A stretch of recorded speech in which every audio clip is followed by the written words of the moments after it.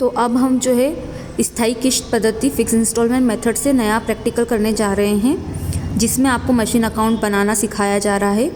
इस क्वेश्चन को आप सबसे पहले कॉपियों में उतार लीजिए, इसे एक बार पढ़ लीजिए, समझ लीजिए, इसके बाद आप इसके सॉल्यूशन का वीडियो देखिएगा। So first note down this question in your notebook and after that see the solution so that you can understand the solution in a better way। चलिए सॉल्यूशन स्टार्ट करते हैं।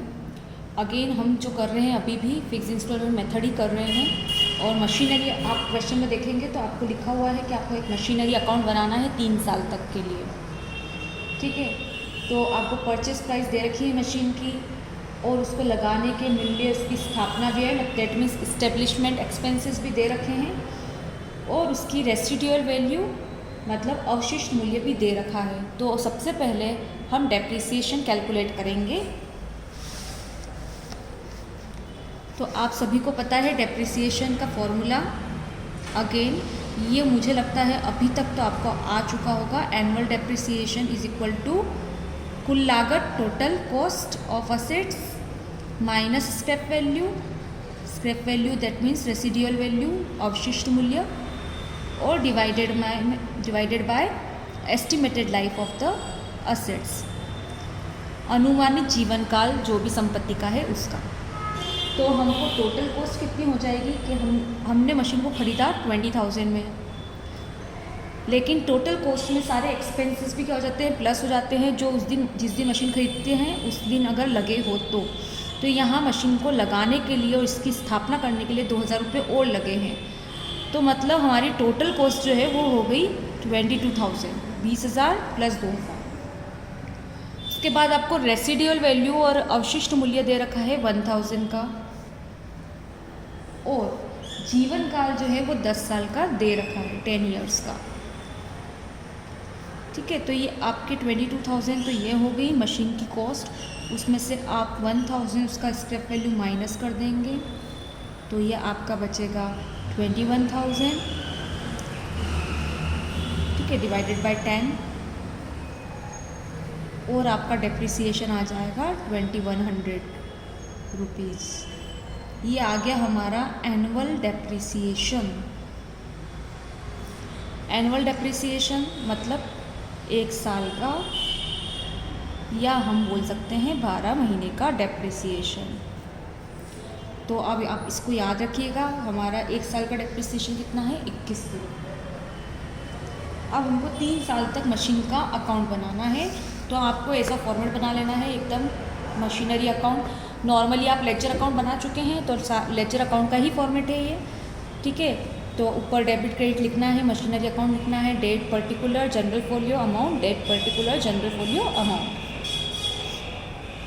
सबसे पहले जो भी साल होता है वो हम लिखते हैं, लेकिन इसमें क्लियर साल नहीं दिया है, तो हम यहाँ पे फर्स्ट ईयर लिख देंगे, क्योंकि हमको 3 साल तक बनाना है। तो इससे आपको याद रहेगा कि आप कौन से साल का बना रहे हैं पहले। तो यहाँ मैंने फर्स्ट ईयर लिख दिया। अब मशीन बिज़नेस में आपने ख़रीदी, तो मशीन जब आप बिज़नेस में ख़रीदते हैं तो आप क्या जनरल एंट्री करते हैं, आप क्या जनरल एंट्री करते हैं, मशीन डेबिट टू कैश। मतलब आपने मशीन खरीदी, कैश गया, तो बिज़नेस में मशीन आई इसलिए मशीन डेबिट हो जाती है, और बिज़नेस से कैश जाता है इसलिए कैश क्रेडिट हो जाता है। तो यही एंट्री हम यहाँ करेंगे, मशीनरी अकाउंट को डेबिट कर देंगे, और यहाँ क्या लिखेंगे, टू कैश अकाउंट, क्योंकि हमने क्या करा, मशीन यहाँ पे खरीदी, ठीक है। अब यहाँ पे आपको ध्यान रखना है कि हमने 20,000 की मशीन खरीदी थी, लेकिन हमने 2,000 रुपये और खर्च करे थे उसको लगवाने के। तो एक तरह से हमने कितना पैसा खर्च करा है, 22,000, मतलब हमने मशीन कितने की खरीदी है, 22,000 की। तो यहाँ आपको 22,000 लिखना है। इसके बाद हम इस पर डेप्रिसिएशन लगाएंगे उस साल। तो डेप्रिसिएशन हमेशा मंथ के एंड में लगता है, साल के एंड में लगता है। तो यहाँ हमेशा अगर आपको डेट दे रखी है तो यहाँ साल की एंड डेट आएगी, जैसे कि 31 मार्च या 31 दिसंबर। अभी हमको कोई डेट नहीं दी है, इसलिए अभी हम डेट यूज़ नहीं कर रहे हैं। तो डेप्रिसिएशन जब आप लगाते हैं तो क्या एंट्री करते हैं, general entry, depreciation account debit, क्योंकि डेप्रिसिएशन एक खर्चा होता है, और नॉमिनल अकाउंट का रूल है कि जितने भी खर्चे होते हैं वो डेबिट होते हैं, ठीक है। सारे व्यय क्या होते हैं, डेबिट होते हैं। All the expenses and losses are debited. तो ये खर्चा है इसलिए ये डेबिट होता है। और इस खर्चे से क्या पैसे कम हो रहे हैं, पैसे नहीं कम हो रहे हैं, लेकिन मशीन की कीमत कम हो रही है, इसलिए मशीन की कीमत घट रही है, इसलिए मशीन क्या हो जाती है, यहाँ क्रेडिट हो जाती है। जब मशीन आती है बिजनेस में तो आप डेबिट करते हो, सिमिलरली जब मशीन की कीमत घट जाती है बिजनेस में से तो आप मशीन अकाउंट क्रेडिट करते हो। ठीक है, तो अब यहाँ डेप्रिसिएशन आप डेबिट कर रहे हो, मशीन को क्रेडिट कर रहे हैं। तो अगेन आप यहाँ लेजर अकाउंट जैसे एंट्री करेंगे, मशीनरी अकाउंट क्या हो रही है, क्रेडिट हो रही है, तो मशीनरी अकाउंट के क्रेडिट साइड में एंट्री करेंगे। और क्यों क्रेडिट हो रही है, वो डेप्रिसिएशन के कारण, क्योंकि डेप्रिसिएशन से उसकी वैल्यू घट रही है। तो यहाँ पे आप डेप्रिसिएशन लिखेंगे बाय डेप्रिसिएशन अकाउंट। ठीक है, और एक चीज़ और आपको ध्यान रखना है कि जब भी हम अकाउंट लिखते हैं यहाँ पे तो ए हमेशा कैपिटल आएगा। अब कितना डेप्रिसिएशन निकला था हमारे साल का, 2100 रुपये, तो यहाँ 2100 रुपये आप लिख दीजिए डेप्रिसिएशन के। तो अब हमको कुछ नहीं करना है, ये साल में आपने मशीन खरीदी और उस पर डेप्रिसिएशन लगा दिया, आपका काम ख़त्म। अब आपको इसका बैलेंस निकालना है। 22,000 की मशीन थी, उसमें से 2,100 रुपये उसकी कीमत घट गई, तो मशीन कितने की बची, तो मशीन बची 19,900 की। तो जहाँ डिफिशियंसी है हम वहाँ लिखते हैं हमेशा अकाउंट में। आपने लेक्चर के क्वेश्चन करें, जब जहाँ कमी होती है वहीं लिखते हैं बैलेंस। कमी इस साइड है इसलिए हम बैलेंस भी इस साइड ही लिखेंगे, बाय बैलेंस कैरिड डाउन। ठीक है, कितना बचा, अब हमारी मशीन कितने की बची है, 19,900 की। 22,000 की मशीन थी, 2100 रुपये उसका जो है वैल्यू घट गई इस साल, तो अब मशीन हमारे पास 19,900 की ही बची है।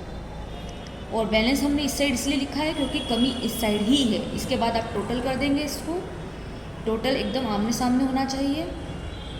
और टोटल में हमेशा वो टोटल जब आप करेंगे तो हमेशा बड़ी अमाउंट ही आती है, तो आप दोनों साइज देखेंगे तो 22,000 ही आएगा। अब हम क्या करेंगे, सेकेंड ईयर लिखेंगे यहाँ। सेकेंड ईयर लिखने के बाद ये जो बैलेंस है ये आप ट्रांसफ़र करेंगे दूसरे साल में। तो ये बैलेंस जब आप दूसरे साल में ट्रांसफ़र करेंगे तो मैंने आपको बताया है कि बैलेंस हमेशा अपोजिट साइड में ट्रांसफ़र होता है। अगर यहाँ है तो वो यहाँ लिखाएगा, और बैलेंस यहाँ है तो यहाँ लिखाएगा। तो ये वाला बैलेंस हम इस साइड ट्रांसफ़र करेंगे, तो यहाँ आने से 2 हो जाएगा, 2 बैलेंस। और BD लिखेंगे क्योंकि हम इसको नीचे ला रहे हैं, ब्रॉड डाउन। BD मतलब ब्रॉड डाउन, मतलब नीचे लाए। और इसके सामने फिर इसका बैलेंस कितना है, 19,900, तो ये बैलेंस हम यहाँ लिख देंगे 19,900। अगेन अब इस साल हम वापस से डेप्रिसिएशन लगाएंगे, सेकेंड ईयर चल रहा है, अगेन डेप्रिसिएशन लगेगा। तो डेप्रिसिएशन अगेन लगेगा, तो यहाँ हम क्या लिखेंगे फिर, बाय डेप्रिसिएशन अकाउंट।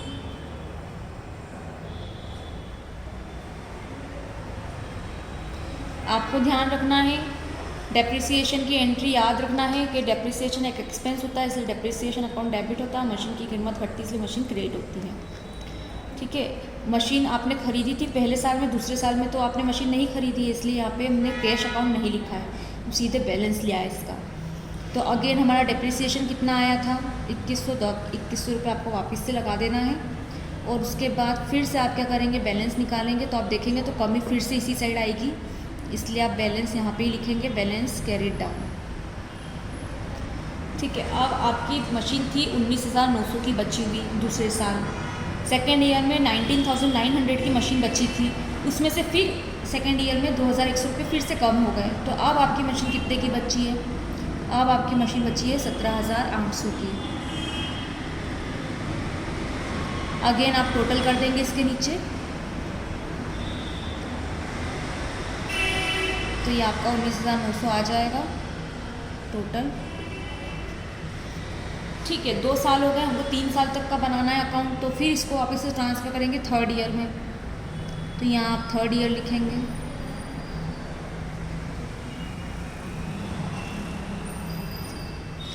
फिर से हम यहाँ बैलेंस ट्रांसफ़र करेंगे तो 2 हो जाएगा, 2 बैलेंस BD क्योंकि नीचे ला रहे हैं, CD मतलब नीचे ले जाना, BD मतलब नीचे लाना, carried down and brought down.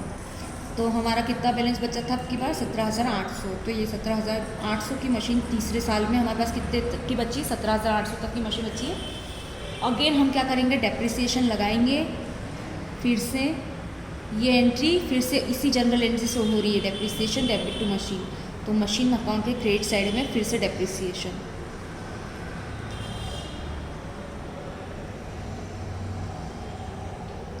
ठीक है, फिर से हमारा डेप्रिसिएशन कितना है 2100, तो 2100 लिख देंगे। उसके बाद फिर से आप क्या करेंगे, बैलेंस निकालेंगे।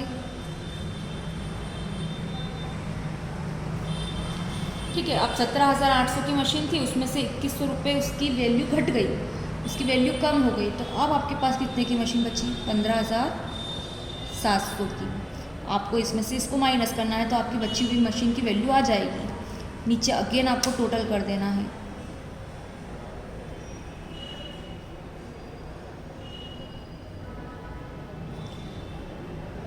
अब 4th ईयर लिखेंगे। यहाँ हमको 3 साल तक का बनाने के लिए बोला है, तो 3 साल तो कंप्लीट हो गए, लेकिन 4th ईयर में सिर्फ हम बैलेंस को ट्रांसफ़र करते हुए दिखाएंगे। तो ये क्वेश्चन कंप्लीट दिखेगा। To balance carried brought down, कितना बैलेंस बचा था, 15,700। बस अब इस साल हम डेप्रिसिएशन नहीं लगा रहे हैं, क्योंकि हमको सिर्फ 3 साल तक के खाते बनाने को बोला था, इसलिए हमने सिर्फ 3 साल तक के अकाउंट बनाए। इसके आगे सिर्फ बैलेंस ट्रांसफ़र करके आपको छोड़ देना है। अब मेरे ख्याल से आपको ये क्वेश्चन अच्छे से समझ आ गया होगा। नेक्स्ट प्रैक्टिकल में हम थोड़ा इससे टफ वाला लेवल करेंगे, जिसके अंदर आपने एक से ज़्यादा मशीन खरीदी हुई होगी।